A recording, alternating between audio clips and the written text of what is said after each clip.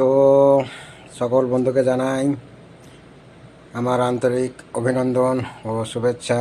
তো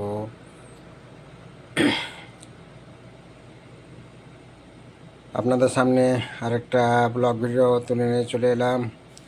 তো এখন আমি কিছু সবজি কাটবো, সবজিগুলো সব কিছু কেটে কুটে পরিষ্কার করে রাখলাম, এবার কাটার পাল্লা।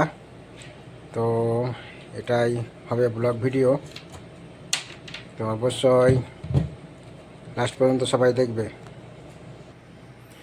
তো আমি এগুলো সব কেটে রেডি করে নিলাম। এখানে আছে ক্যাপসিকাম, পেঁয়াজ, পটেটো, टमाटो, हरी मिर्ची, लहसुन, सब कुछ काट के रेडी कर लिया है। तो आखिर तक देखते रहना। वीडियो कैसा लगा है तो लास्ट में जवाब देना भाई। तो बंधुरा আমি এখন তেল গরম করছি। তেল গরম করার পরে এই যে মাছগুলো দেখছেন, এই মাছগুলোকে ফ্রাই করব। ঠিক আছে, আপনারা দেখতে থাকুন। তো মাছগুলো আমি ভেজে নিচ্ছি, তেলের উপরে দিলাম। এখন দেখুন একটু টাইম লাগবে ফ্রাই হতে, তো আপনারা কন্টিনিউ করতে থাকবেন।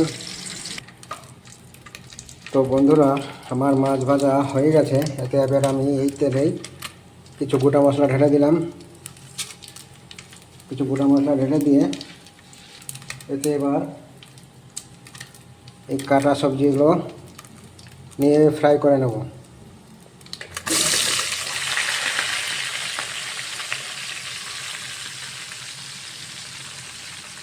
তো সবাই কন্টিনিউ করতে থাকুন।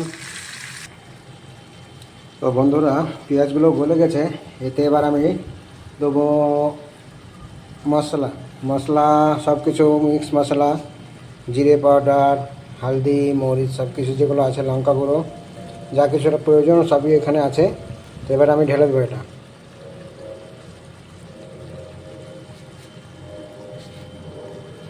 ঢেলে দিয়ে এবার এটাকে আমি নেড়ে নেব।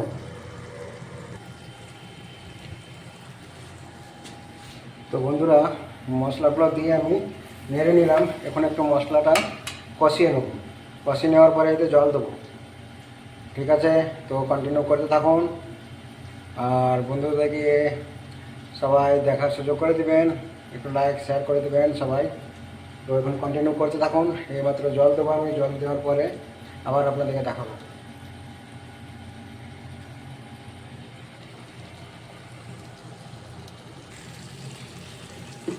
তো আমার মশলা কষানো হয়ে গেছে, এবার জল দেবো, গরম জল দেবো এতে।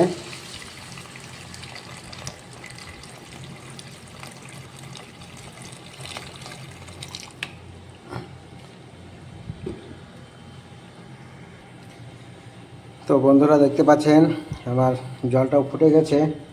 এবার এতে আমি এই যে মাছগুলো ভেজে রেখেছি, এই মাছগুলো এতে ছেড়ে দেবো এতে।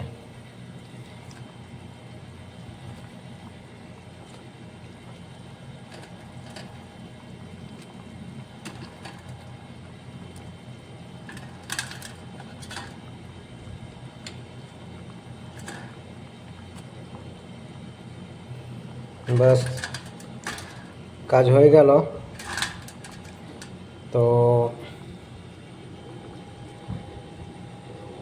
আজকের মতো বিদায় নিচ্ছি। সবাই ভালো থাকবে, সুস্থ থাকবে। আমি এখন একে 15 মিনিট মতো পাক করব, পাক করে তখন বন্ধ করে দেবো। তো আজকের মতো এখানেই বিদায়। সবাই ভালো থাকবে, টাটা বাই বাই। তো ভিডিওটা ভালো লাগলে অবশ্যই লাইক কমেন্ট শেয়ার করে দেবে।